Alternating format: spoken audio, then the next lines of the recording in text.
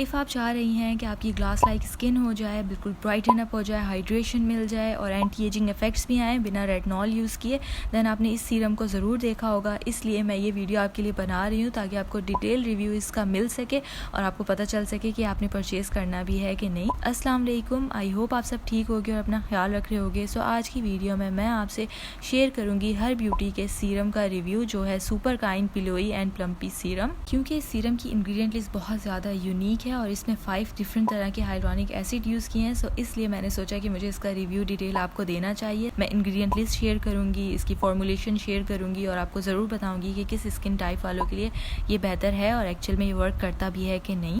सबसे पहले मैं आपको थोड़ा ब्रांड के बारे में बता दूँ। हर ब्यूटी पाकिस्तानी ब्रांड है।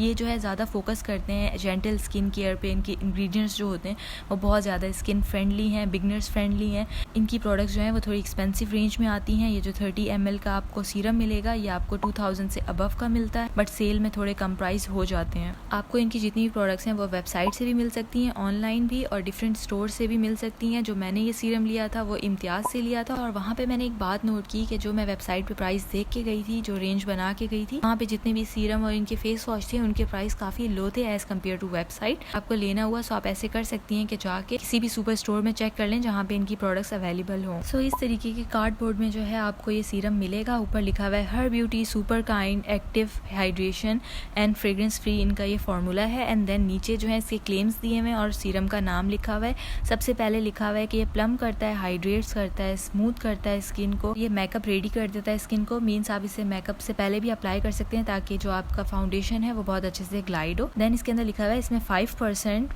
5D हाइलोनिक एसिड ऐड है, जिसका मतलब ये है कि इसमें 5% 5 डिफरेंट तरह के हाइलोनिक एसिड ऐड किए गए हैं। वो तो मैं आपको इंग्रेडिएंट लिस्ट देखने के बाद ही बताऊंगी कि ऐसा है भी कि नहीं। देन इसमें ऐड किया है 1% नाइसिनामाइड एंड इसके अंदर कुछ पेप्टाइड्स ऐड किए गए हैं और इसके अंदर एलोवेरा एक्सट्रैक्ट भी ऐड किया गया है। 30 ml आपको प्रोडक्ट मिल जाएगी। बॉक्स की दूसरी तरफ पे देखें सो कलरफुल लेबलिंग की हुई है। देन नीचे इन्होंने अपना हैशटैग बनाया हुआ है जो कि है हर वॉइस, एंड फिर यहाँ पे इन्होंने लिखा हुआ है कि प्रोडक्ट क्या करती है। आपकी स्किन को जो है प्लम बनाती है, लाइट वेट है, तो ऐसे डिज़ाइन किया है कि 100 टाइम्स वाटर को आपकी स्किन में ज़्यादा जो है सोक करके रखती है, जिस वजह से आपकी स्किन मॉइस्चराइज होगी और बहुत ज़्यादा प्लम्प रहेगी। एंड ये जो है रेडनेस को भी कम करती है, ड्राइनेस को भी कम करती है और फ्लेकीनेस की आपकी स्किन से कम करती है। थर्ड स्टेप में आप इसे यूज़ करेंगे अपनी स्किन केयर में as a serum. And then लिखा हुआ है कि इसे आप AM PM दोनों में यूज़ कर सकती हैं आफ्टर क्लिनजिंग। देन लिखा हुआ है कि आप इसे सब फेस पे यूज़ कर सकती हैं। एंड लिखा हुआ है 2 to 3 ड्रॉप्स ही आपने इसके यूज़ करने हैं, उससे ज़्यादा नहीं। एंड लिखा हुआ है ऑल स्किन टाइप वालों के लिए ये रिकमेंडेड है। ये तो मैं आपको बाद में ही बताऊंगी कि ऐसा है भी कि नहीं। देन इनका बार कोड दिया हुआ है, साइड पे इसकी प्राइसिंग दी हुई है, एक्सपायरी डेट मेंशन है, बैच नंबर मेंशन है। इसके प्राइस हैं वो हैं 2950, ऑलमोस्ट 3000 का ये सीरम है, बट सेल में आपको कम प्राइस में मिल जाएगा। देन नीचे लिखा हुआ है cruelty free, paraben free, non toxic, 100% vegan, daily use के लिए बहुत अच्छा है। सो ये सब जो है लेबलिंग हुई हुई है इसकी बॉक्स पे। एंड देन नीचे अगर मैं आपको दिखाऊं सो इन्होंने इनके इंग्रेडिएंट लिस्ट मेंशन की हुई है क्योंकि ऊपर बॉक्स पे जगह नहीं थी। देन उसी के नीचे इन्होंने अपना कॉन्टैक्ट नंबर दिया हुआ है और अपनी मैन्युफैक्चर के बारे में बताया हुआ है। सो प्रॉपर डिटेल इस बॉक्स पे है। आपको दिखा देती हूँ सीरम की ये बॉटल, ग्लास की ये बॉटल है, बहुत अच्छा ग्लास है।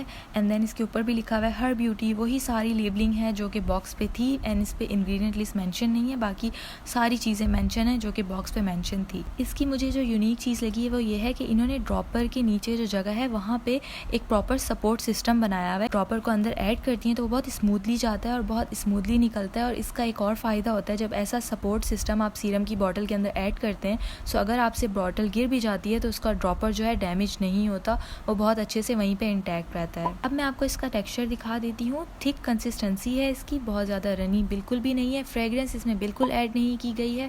थोड़ा सा टाइम लेता है ये स्किन में एब्जॉर्ब होने पे अगर आपकी स्किन ड्राई है।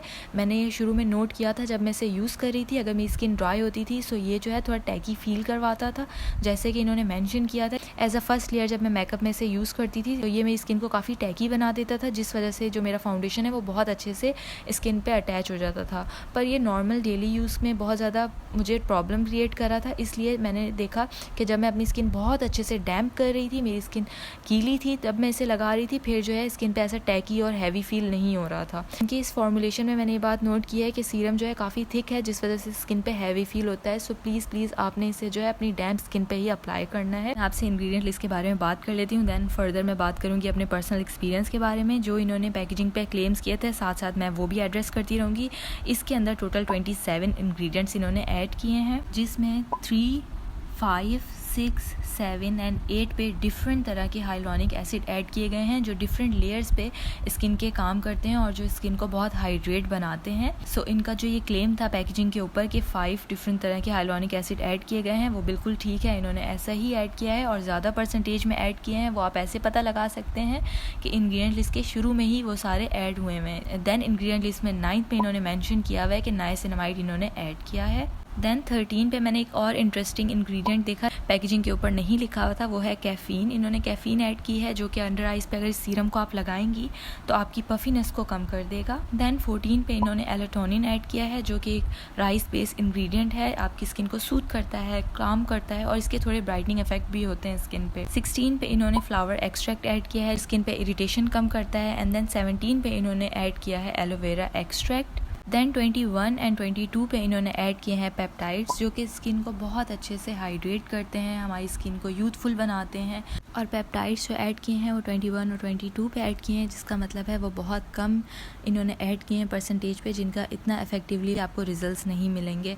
According to the ingredient list अगर मैं आपको बताऊँ तो ये जो ज़्यादा इंग्रेडिएंट लिस्ट बेस्ड है ना वो है हाइड्रेशन पे, एंड जो नाइसिनामाइड है वो आपको क्योंकि 1% ऐड किया गया है इसलिए बहुत माइन्यूट से ही रिजल्ट्स मिलेंगे उसके। तो जब मैंने इसे यूज़ किया मुझे क्या फील हुआ मैं आपसे वो शेयर करती हूँ। जब मैं इसे यूज़ करना शुरू किया था लगातार, क्योंकि इसका टेक्सचर मुझे काफ़ी थिक लगा था जिस वजह से मुझे कॉमिडोन्स का इशू होना शुरू हो गया था। To be honest I was really disappointed कि इतने महंगे सीरम को यूज़ करने से मुझे कॉमिडोन्स का इशू फिर हो रहा है, जबकि मैंने बैरियर बूस्ट सीरम निर्वाणा बोटैनिक्स का यूज़ किया था एंड इसे यूज़ करके मुझे ऐसा कोई इशू नहीं हुआ था, बट इसे एज अ स्टार्टिंग में यूज़ करके मुझे ये इशू होना शुरू हुआ। देन मैंने क्या किया कि अपनी स्किन को डैम्प करके जब इसे यूज़ करना शुरू किया फिर मुझे उन कॉमिडोन्स का इशू बंद हो गया और न्यू जो कॉमिडोन्स से फेस पे नहीं बने।